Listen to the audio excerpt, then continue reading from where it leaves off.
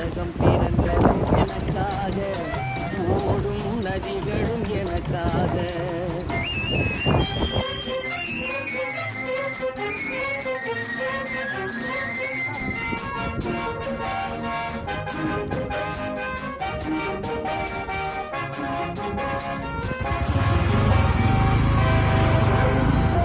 கவழும் நிலவாம் கவிந்தரகம், தாரகை பதித்த மணிமகுடம்,